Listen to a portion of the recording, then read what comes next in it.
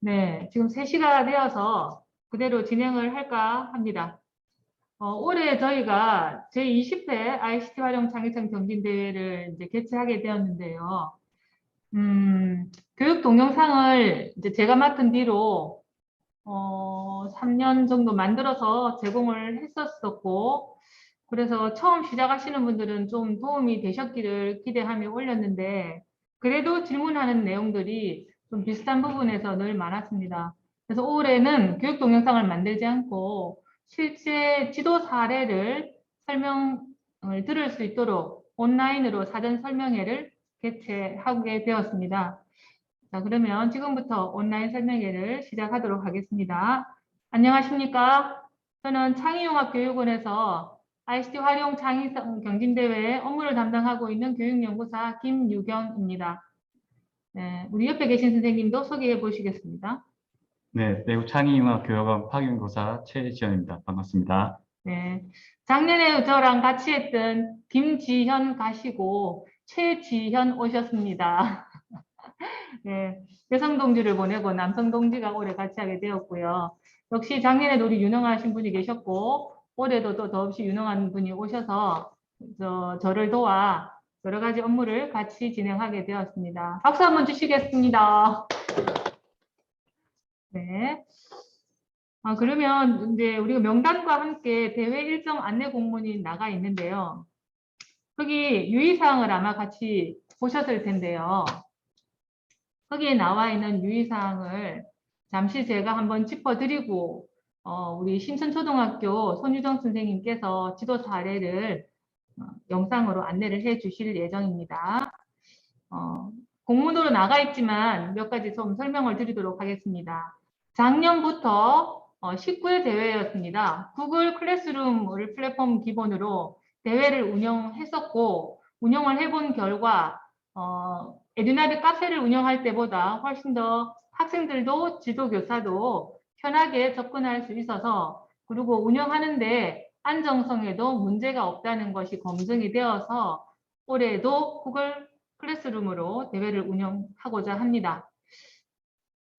올해로서 20회를 맡게 되는 이 대회가 실제로 이제 그 정보 경진 대회이지만 프로그래밍을 하지 않는다는 의미에서 초등학생들도 혹은 프로그래밍에 조금 약한 학생들도 정보 대회에 접근할 수 있도록 이제 하고 있기 때문에 인기가 많은 대회입니다. 그래서 선생님들도 파워포인트를 하실 수 있으면 누구라도 사실 지도할 수가 있어서 학생들에게도 선생님들에게 인기가 있는 대회인데요. 올해로 20회째가 되고 있지만 우리 선생님들이 여전히 지도하시기에 처음 할 때 조금 여러 가지 궁금한 점들이 많았을 것으로 생각이 됩니다. 몇 가지 유의사항부터 설명을 드리겠습니다. 대회 플랫폼에 접속을 하실 때는 반드시 팀 아이디로 접속을 하셔야 합니다. 팀 아이디는 그 각 팀별로 한 개의 아이디를 배정을 했고요. 저희가 공문서 상에 일괄 팀 아이디를 드렸기 때문에 비밀번호를 변경하실 때 다른 학교의 팀 번호를 사용하지 않도록 필터링 하셔서 비번을 사용을 하셔야 됩니다. 벌써 다른 학교의 팀 비밀번호를 변경하여 해당 학교가 접속을 하려고 하니 아예 로그인이 안 됩니다 하는 학교가 있었습니다. 아무래도 우리가 ICT 대회인 만큼 이런 정보 사용 역량도 중요하기 때문에 쌤들께서 지도하실 때 각별히 더 신경을 써주시기 바랍니다. 그리고 공문이 나간 이후로 5월 8일 이제 일요일까지 과제 제출 연습 기간을 운영합니다. 과제 제출 연습 기간은 별거는 없어요. 계속 팀 아이디로 접속을 하고 그 다음에 학생들이 연습한 과제를 잘 제출하는 거를 그러니까 익숙해지도록 하는 그런 기관이라고 생각하시면 됩니다. 세 번째 모의 예선이라고 되어 있는데 이름이 거창해서 모의 예선이지 실제로 예선 대회는 아닙니다. 이것을 우리가 운영을 하는 이유는 딱 한 가지입니다. 동시에 500개가 넘는 팀이 접속을 했을 때 서버가 문제가 없는가. 작년 같은 경우에는 초중을 동서남달 소속 지역청별로 저희가 클래스룸을 별도로 운영을 했습니다. 그렇게 해서 9개를 운영을 하니 운영본부에서 굉장히 까다로웠어요. 그 동시성 문제를 제공하는데도 좀 어려움이 있었고, 그래서 올해는 초등학생부, 중학생부, 고등학생부 부문별로 클래스룸을 1개씩만 운영을 합니다. 그래서 모의 예선날 5월 16일 3시 반에 이제 시작을 하는데요. 이때는 그야말로 동시에 접속을 해보고 그 다음에 아무거나 한글 파일이나 파워포인터에 뭐 이름만 써서 제출을 하는 연습만 하시면 됩니다. 그래서 동시에 접속했을 때 문제가 있나 없나 요거를 점검하기 위한 것이기 때문에 실제로 대회를 하는 것은 아닙니다. 그래서 가급적이면 5월 16일 월요일 날 모의 예선 그 시간을 좀 지켜서 들어와 주시면 좋겠다 하는 것과 팀원 전체가 참여하기가 어려울 수 있으니 팀 아이디로 대표만 참여해도 되고요. 학생들이 모두 참여하기가 어려울 경우에는 선생님께서 전체 컴퓨터를 켜고 팀 아이디로 동시에 접속해서 테스트를 하도 무방하겠습니다. 학교에서 저기 운영해 주십시오. 그 다음에 예선 대회는 5월 18일 수요일 2시부터 5시까지 3시간 동안 운영을 하고요. 15분 전에 접속을 해서 대기해 주시기 바랍니다. 문제는 5분 전에 게시가 됩니다.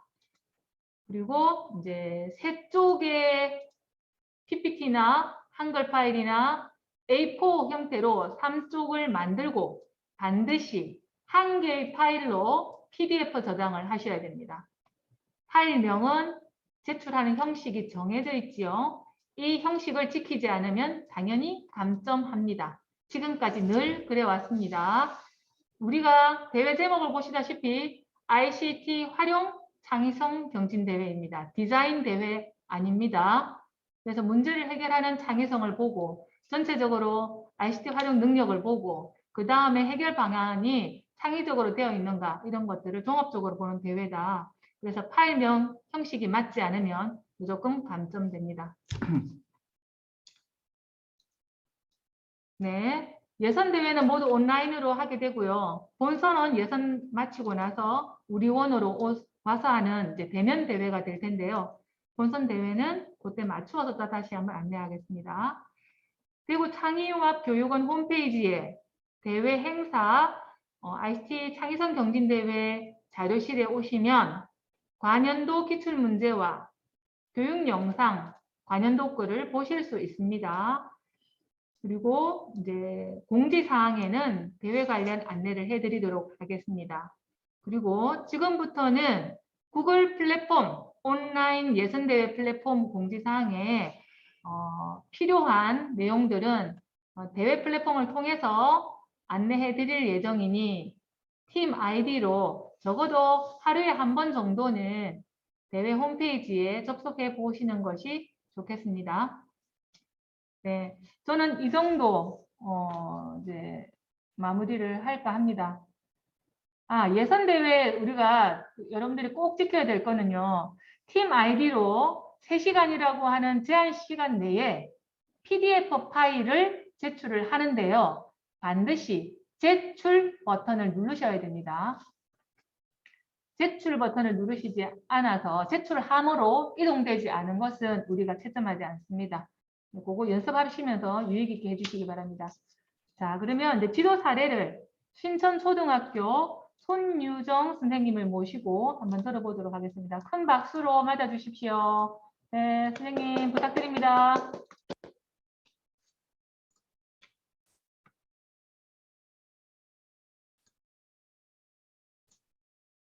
네, 안녕하세요. 대구 신천초등학교 교사 손유정입니다. 네, 저는 작년이랑 재작년에 이 ICT 대회가 제 업무라 가지고 학생들 지도를 하게 됐는데 또 우수한 학생들이 대회에 참여를 해서 그런지 2회 다 지도 교사상을 받았었습니다. 네.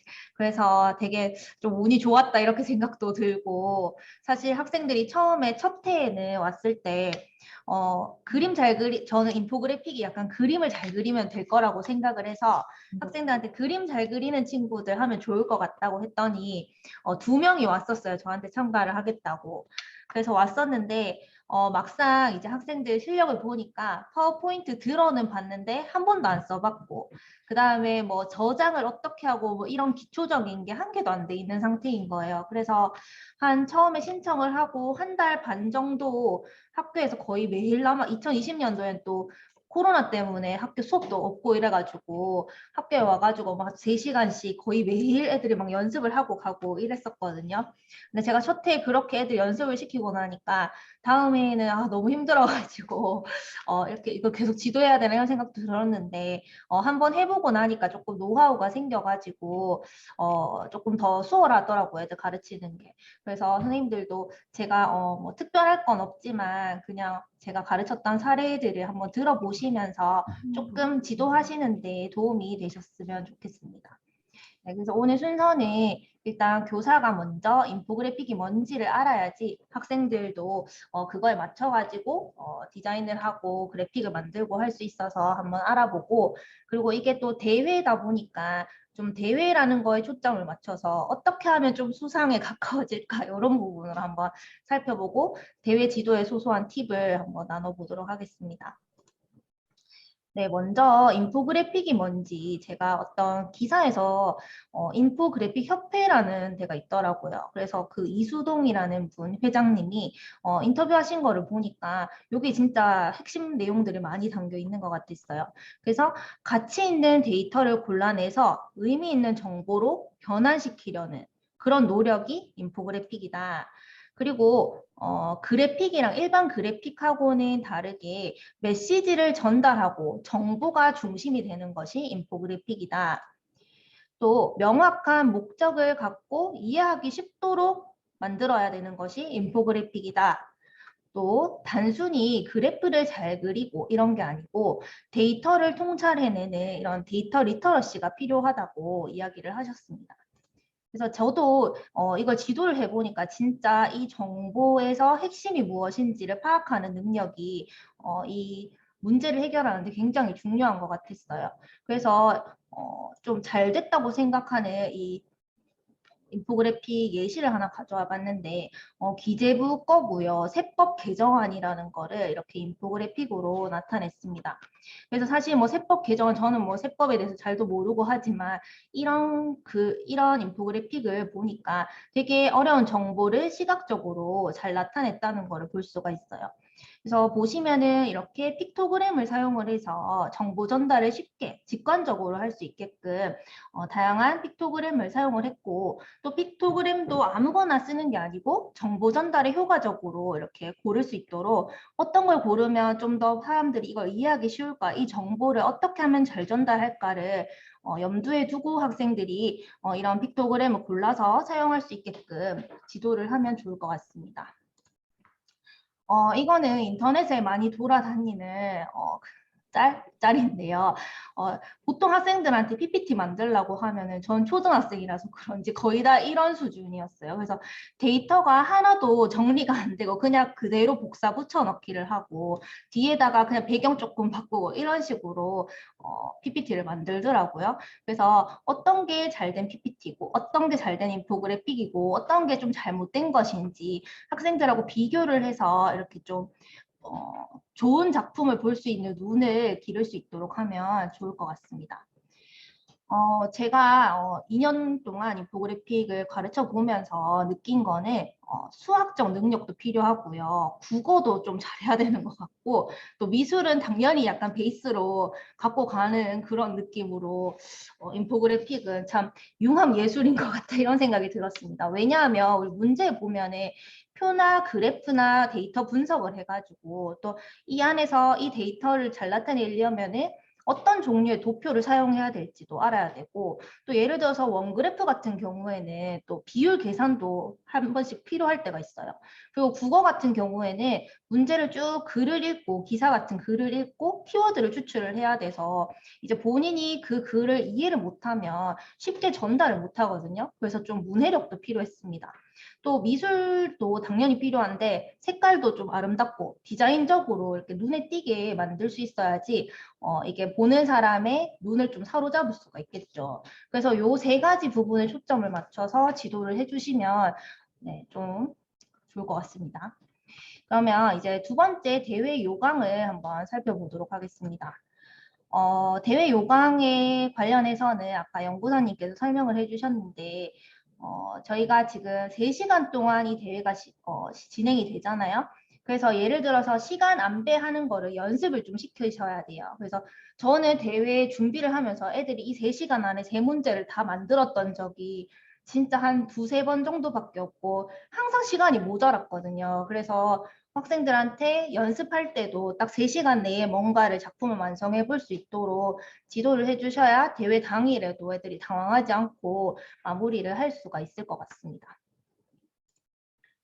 그리고 아까 말씀을 해주셨지만 이거 비밀번호 초등학교의 경우에는 애들한테 이거 구글 아이디를 받아서 집에 가서 너 비밀번호 바꿔와 이러면은 예선 대회 때 비밀번호 까먹고 막 당황하는 경우가 많이 생겨요. 그래서 이번에 공문 받으셨으면은 선생님들께서 이제 학생 아이디로 로그인하셔서 비밀번호까지 선생님이 좀 변경을 해주시고 애들한테 적어주시면은 애들이 예선 때 당황하지 않고 로그인도 할 수 있을 것 같아요.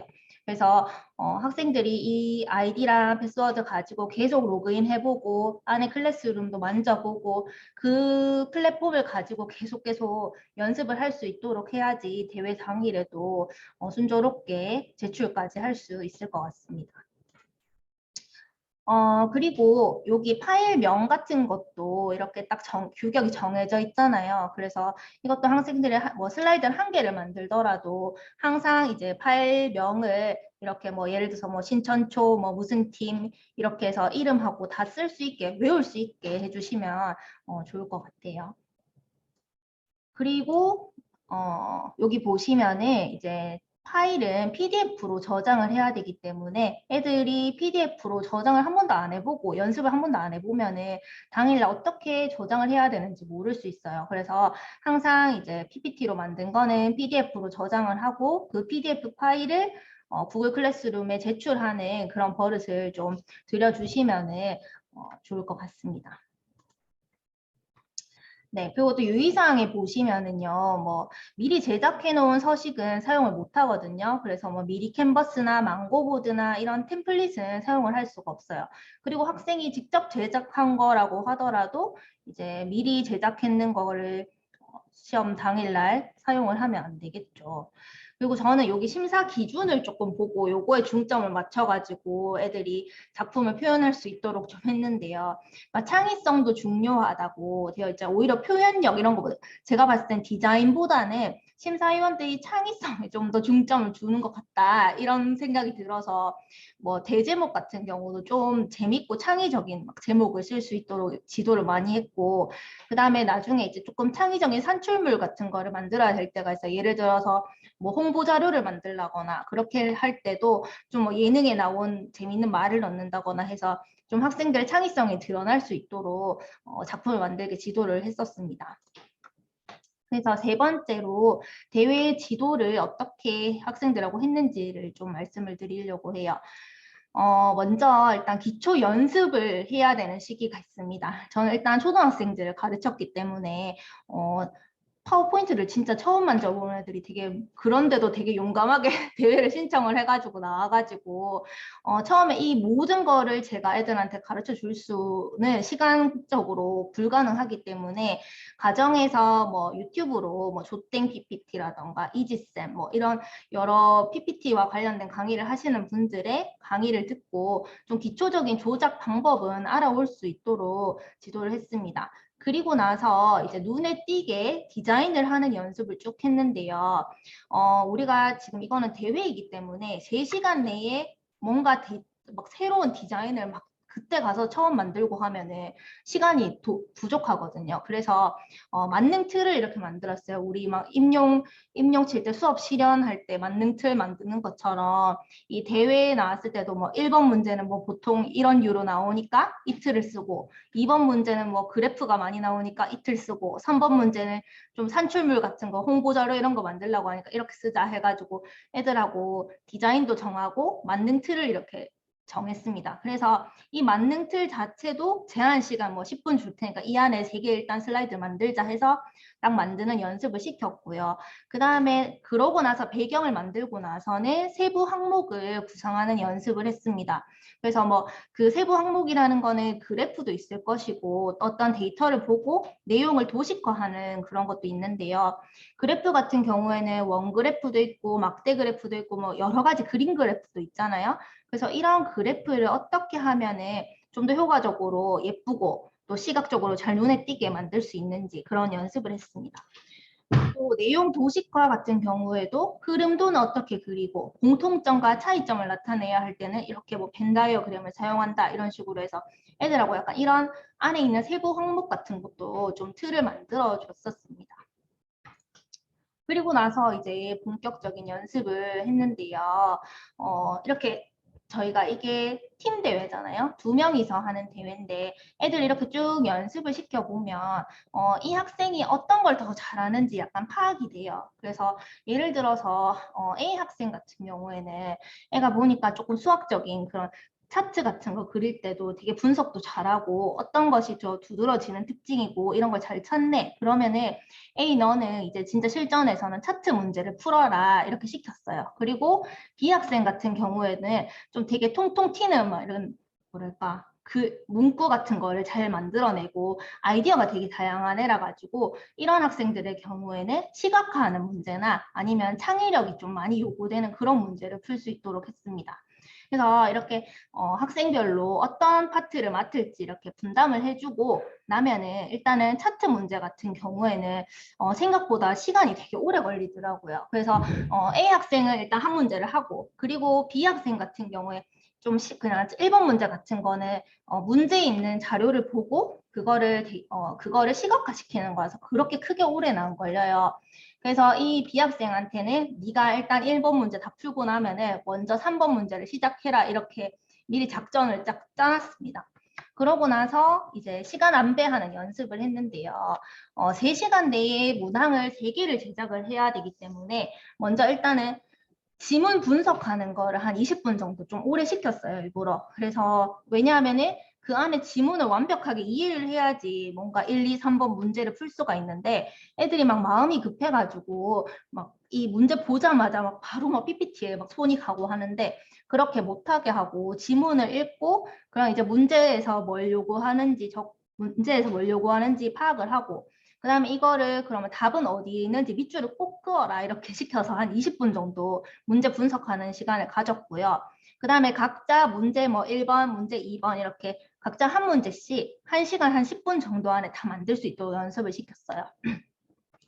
그리고 나서 문제 3번은 먼저 한 사람이 일단 시작을 해서 둘이서 이렇게 같이 만들어라 하고 슬라이드도 합치고 했는데 제한 시간 10분 전에는 슬라이드를 합칠 수 있도록 꼭 시켜야지 제출까지 할 수 있기 때문에 만약에 문제 만드는데 몰두를 해가지고 결국에 제출을 못하면 안 되니까 무조건 10분, 15분 전에는 슬라이드 합치고 제출 버튼부터 눌러 놓으라고 이렇게 시켰었습니다.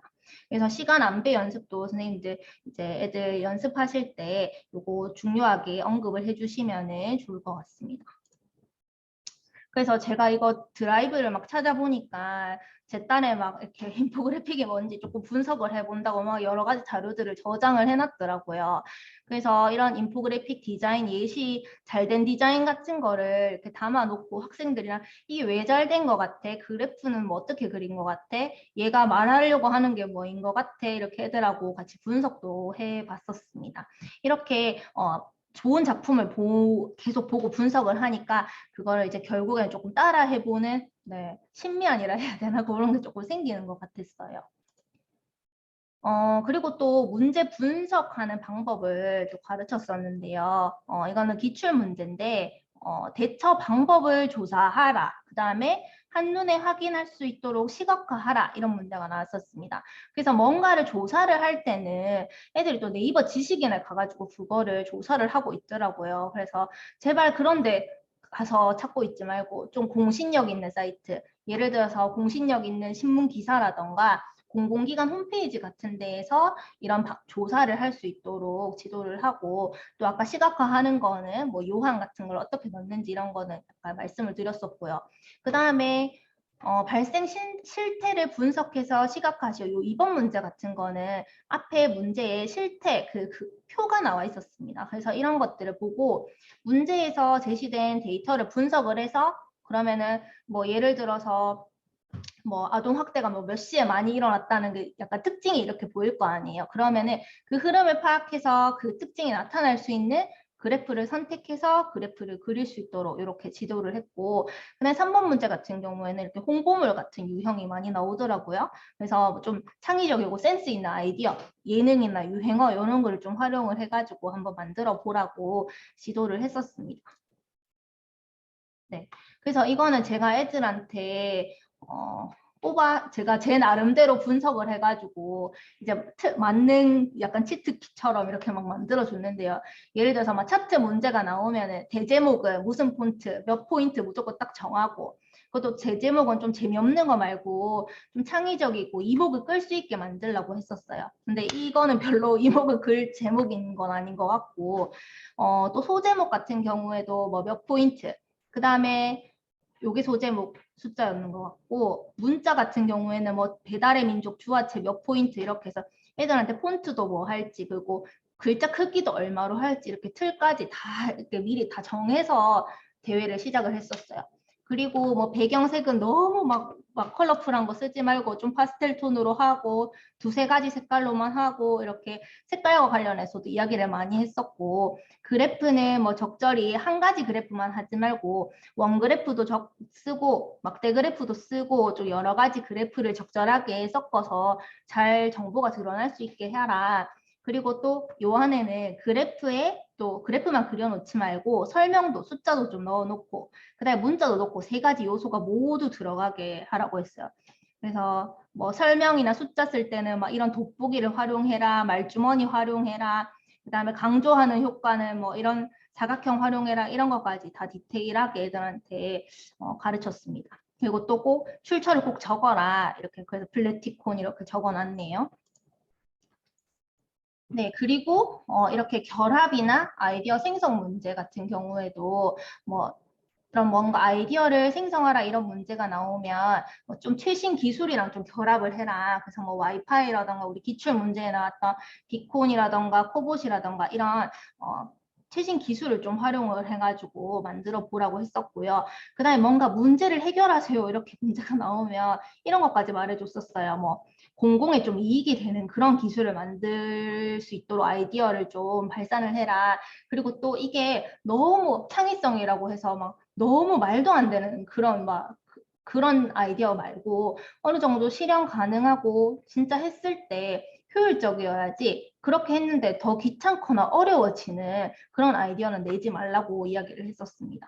그래서 홍보를 만들려고 할 때 뭐 소제목 1번에다가는 그 아이템에 대해서만 설명을 하고, 그 다음에 2번에다가는 이런 어려움이 있었기 때문에 이렇게 만들었어요. 그 다음에 마지막에는 이렇게 만들어 놓으니까 뭐 그런 문제점들이 이렇게 바뀌었어요. 이런 흐름으로 스토리텔링을 해라, 이렇게 지도를 했었고요. 네, 그렇게 학생들한테 이 슬라이드를 뽑아가지고 이렇게 줘서 네, 문제를 풀 수 있도록 했었습니다. 그래서 이거는 2020년도 연습할 때 초기에 애들이 만들었던 작품인데, 제가 이렇게 강의를 하게 될지는 모르고 많이 다 작품을 거의 다 지워버려가지고 남아있는 것들인데요. 이렇게 오른쪽 것도 보시면 사실 막 2시간을 했는데도 안에 문항을 제대로 분석을 못 해가지고 결국에는 막 뒤에 비워놓고 제출하고 이렇게 했었어요. 그랬다가 이제 그랬다가 또 이거는 그래프 문제인데 그래프 문제도 문제에 있는 그 표를 그냥 그대로 갖다가 막 색깔만 바꿔놓고 막 이렇게 문제를 풀더라고요. 사실 이렇게 배경 같은 거는 이렇게 틀을 정해놓고 시작을 했는데 그래서 그러면 이런 형태의 그래프는 어떤 그래프로 나타내야지 좀 이 표가 효과적으로 전달될 수 있을까 이런 것들을 파악하는 데 시간이 좀 많이 걸렸어요.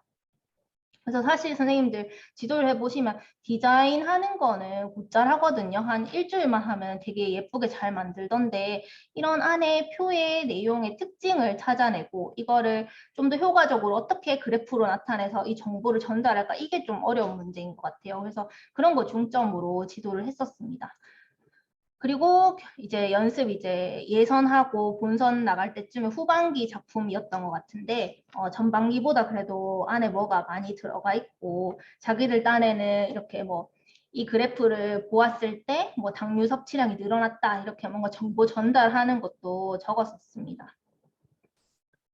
그리고 이거는 2021년도에 학생들이 연습했는 작품인데요. 앞에 거보다 좀 디자인이 많이 나아졌어요. 그래서 저도 약간 노하우가 생겨가지고 조금 단기간에 학생들이 이렇게 디자인을 할 수 있도록 지도가 조금 되더라고요. 또 이렇게 학생들이 연습한 작품이고요. 이것도 보시면은 3시간 내에 문제 다 푼 날보다 사실 완성 못한 날이 더 많았습니다. 여기도 보시면은 대제목에 뭐 좀 뭐 펭수라도 하나 넣으라 해가지고 좀 창의적이어 보이게 그러면서 펭수와 함께하는 퀴즈 게임 만들기 뭐 이런 것도 넣어봤고 그 다음에 뭐 여기도 보면은 글로벌 비콘 어떻게 사용될까요? 이렇게 학생들 나름대로 좀 재밌는 대제목을 사용할 수 있도록 지도를 했었습니다. 여기도 보시면은 제가 항상 쓰는 이런 돋보기 같은 거 보이시죠? 이것도 다 사실 저희가 만들어 놓고 생각해 놓고 있는 틀이거든요. 그래서 이렇게 학생들 작품 예시를 쭉 보시면은 이렇게 점차 나아지는 모습을 보실 수가 있을 거예요. 그리고 마지막으로 또 활용할 수 있는 사이트 선생님들 다 아시고 계실 것 같은데 주로 플랫 아이콘, 플래티콘 많이 사용했고 구글 아이콘이라는 것도 사용을 할 수가 있었고요. 그 다음에 폰트 같은 경우에는 저작권 때문에 좀 상업적으로 이용 가능한 폰트만 그 눈누라는 사이트에 들어가시면은 이런 것들이 모아져 있죠. 그래서 아까 말씀드렸듯이 대제목이나 소제목 폰트는 미리 정해놓고 학생들이 이렇게 그때 가가지고 또 막 뭐 하지 그러면서 생각하면은 너무 오래 걸리니까 그리고 또 폰트 설치하는 방법도 학생들 한 번만 하면은 기억을 못 하더라고요. 그래서 한 이틀에 한 번씩 폰트 다시 한번 깔아보라 하고 설치 한번 해보라 하고 그랬었습니다. 그다음 색상 같은 거는 어도비 컬러라는 사이트에 들어가가지고 색상 추출을 하게 했고요. 그다음에 컬러도 애들이 여기서 들어가서 보라고 하니까 아마 5가지, 6가지 색을 막 다 쓰고 있던데 그렇게 하지 말고 메인 컬러, 서브 컬러, 그다음에 강조하는 컬러 여기 3가지 정도만 사용하라고 지도를 했었고요. 그 다음에 또 뭐 문제를 봤는데 너무 막히면은 인터넷 검색해서 뭐뭐뭐뭐 인포그래픽 한번 검색해봐라 그러면은 전문 디자이너들이 해놓은 그래픽이 있으니까 한번 참고를 해서 그런 거를 토대로 너네가 한번 아이디어를 내보라고도 이야기를 했었습니다. 네, 그러면 저의 사례는 여기까지고요. 혹시 궁금하신 점 있으시면 제가 답변을 드리려고 합니다. 혹시 아까 그 구글 스프레드시트에 올린다고 하셨던 것 같은데 Q&A를 최지연 선생님 계신가요? 네, 지금 채팅창에 우리 구글 클래스룸을 시트로 만들어서 구글 시트 올려놨습니다. 그래서 한번 보시고요. 질문에 간단하게 입력을 하시면 지금 답변하실 수 있는 거는 답변을 하고 아니면 이 온라인 설명회를 마치고 추가적으로 저희들이 답변을 해서 링크를 공유하겠습니다. 네, 채팅창에 보시면 링크가 있습니다.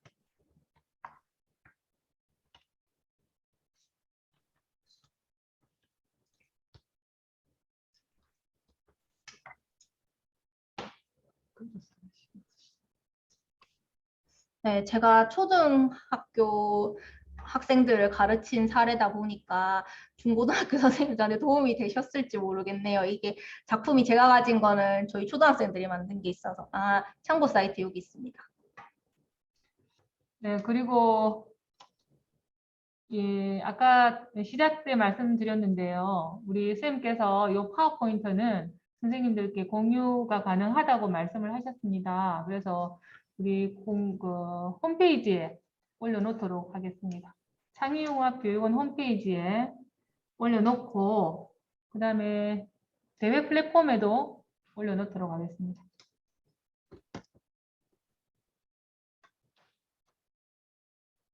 네. 안 그래도 제가 말씀드렸어야 되는데 선생님 올려주셨네요. 그 학생 2명이 작업한 거를 이제 합쳐야 되잖아요. 그거는 USB로 합쳤습니다. USB를 서로 이렇게 꽂아가지고 한 명 컴퓨터에다가 합쳤습니다. 구글 드라이브는 저희들이 이제 예선 때는 사실은 쓰지 말라고 해도 아마 쓰는 학교들이 있을 수 있어요. 근데 실제로 본선 때는 모든 사이트에 로그인하는 거는 하지 못하도록 합니다. 그래서 감독관님 2분이 가셔서 일단 로그인을 하는지도 점검을 하게 되고요. USB로 파일을 공유하게 합니다. 그래서 본선 때는 구글 드라이브를 사용하실 수가 없을 거예요.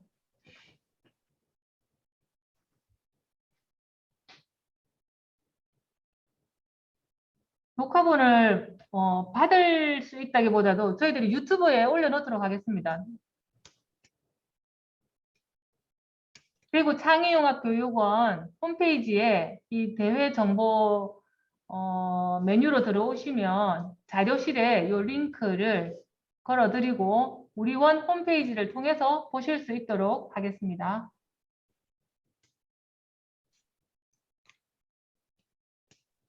선생님, 제가 늦게 들어와서 잘 못 들어서 그런데요. 네. 애들 그 이미지 같은 거는 무료 사이트에서 가져다가 쓸 수 있는 건지 아니면 이미지도 다 만들어야 되나요? 이미지는 예를 들어서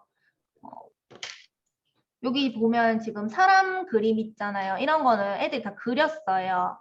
근데 여기 안에 보시면은 이런 픽토그램 있죠. 이런 거는 아까 참고 사이트에 있는 플래티콘 같은 데서 다운받아서 썼습니다. 공유되어져 밑에, 있는 사이트를 사용하실 때 플래티콘 정도 사용하시고요. 미리 네네. 캔버스에서 서식을 내려받는다거나 그런 것들은 하시면 안 됩니다. 그래서 다른 여러 사이트를 이용하시는 것보다 플래티콘 이용하시면 대부분의 이미지들은 다 사용하실 수 있을 것으로 생각이 됩니다. 네네.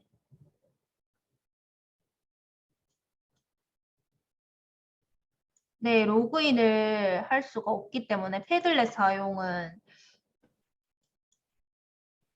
네, 이게 대회라서 어쩔 수가 없어요. 학교에서는 협업 프로그램으로 그런 걸 사용을 하지만 우리가 어떤 사이트에 로그인을 하게 되면 기존에 만들어 놓은 작품을 불러낸다거나 하는 걸 저희들이 점검할 수가 없어요. 그래서 대회라고 하는 것 제한 사항을 좀 염두에 두시고 지도해 주시면 좋겠습니다. 네, A4 크기 제쪽이라는 거는 PPT에서 디자인에 들어가시면은 그 서식 변경을 하실 수가 있어요. A4 사이즈로. 그래서 뭐 가로, 세로는 상관없이 A4로 변경하시고 이제 편집을 할 수 있도록 해야 됩니다. PPT 제쪽인데 A4로 변경한 제쪽. 네. 유료로.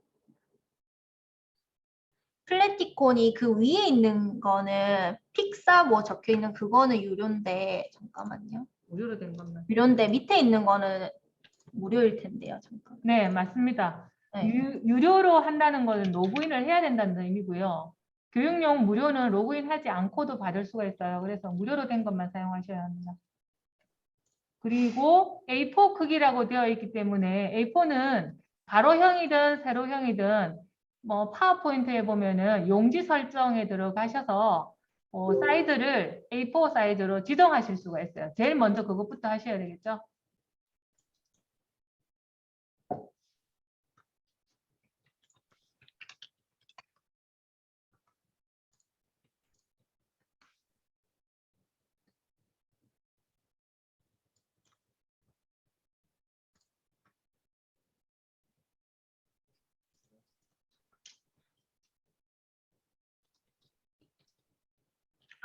교육청 연구사님, 이거 네. 공지된 프로그램 오피스 2016을 사용하라고 했는데 학교 컴퓨터실에 2019가 깔려 있는 경우에 2019. 우리 그러니까 본선 대회에 출전을 하면 지금 창의용학 교육원에 깔려 있는 프로그램이 2016이라서 그렇게 안내를 해드리는 건데요. 학생들이 이제 다른 버전으로 준비를 했다가 여기 왔을 때 이제 버전에 당황할까 봐 저희들이 안내되어져 있는 버전은 그렇다라는 뜻입니다. 그래서 2016 이상 버전이면 가능할 것으로 생각합니다.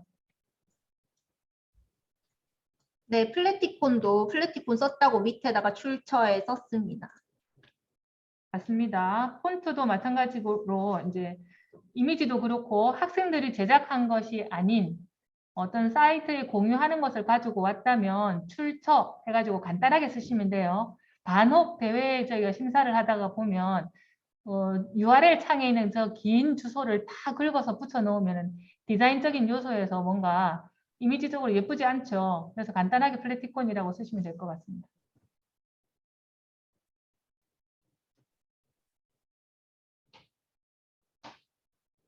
보여드린 예시에 있는 작품은 1번 문제 하나 안에 소제목이 3개 들어간 겁니다. 3문제를 합친 게 아니고. 3쪽이라고 우리가 제시를 하는 것은요. 뭐 2쪽을 내도 상관없어요. 4쪽을 내면은 3쪽까지만 채점하겠다는 소리이고요. 한쪽만 내어도 채점은 합니다. 그리고 문제가 늘 3문제 정도가 제시가 되는데 그것이 꼭 1쪽에 1번, 2쪽에 2번 이런 뜻은 아니에요. 1쪽에 1, 2번 이것도 뭐 자기들 구성하기 나름인 것이고 어쨌든 총 3쪽을 넘어가지 않아야 한다라는 뜻입니다. 문제에 따라서 구성은 달라질 수 있을 거예요.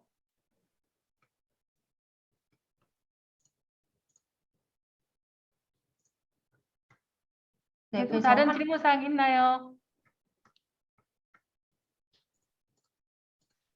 자, 그러면 질문은 이 정도로 마무리를 하는 게 어떨까요? 네. 네. 손유정 선생님께서 가장 핵심적인 거를 정말로 금상 입상에 빛나는 손유정 선생님답게 실제로 딱딱 필요하신 것만 너무 잘 정리를 하셨고 시간 안배 그리고 참 중요한 문제 분석 그리고 사례 분석 이런 것들 굉장히 잘 지적해 주셨습니다. 그리고 만능 틀을 제작한다. 이거는 정말로 팁이네요. 네, 시간 안에 하려고 하면 연습을 하면서 아마 기본적으로 딱딱 사용하는 그 틀을 아마 늘 제시하셨던 것 같습니다. 네, 오늘 안내해 주신 내용으로 우리 선생님들이 작품 수준이 확 올라가서 심사에 어려움을 겪지 않을까 조금 염려가 됩니다. 네. 네, 다른 질문사항이 없으시면 이것으로 우리 사례 소개를 마치도록 하겠습니다. 선생님께 큰 박수 부탁드립니다. 감사합니다. 네, 그러면 저희가 질문할 수 있도록 지금 구글 스프레드시트 링크는 채팅창에 올려드렸고요. 그 채팅창을 통해서, 구글 문서를 통해서 질문을 올려주시면 저희가 답변을 지속적으로 좀 올려드리도록 하겠습니다. 그리고 오늘 파워포인트와 이 설명 영상은 대구 창의융합교육원 정보 관련 대회에 ICT 활용 창의성 경진 대회 공지사항이나 자료실 사이트에 들어오시면 링크를 보실 수 있겠습니다. 자, 그러면 이것으로 온라인 설명회를 마치도록 하겠습니다. 설명해 주신 손유정 선생님 특별히 감사드리고요. 참가해 주신 우리 지도교사 선생님들께도 감사 말씀드립니다. 감사합니다.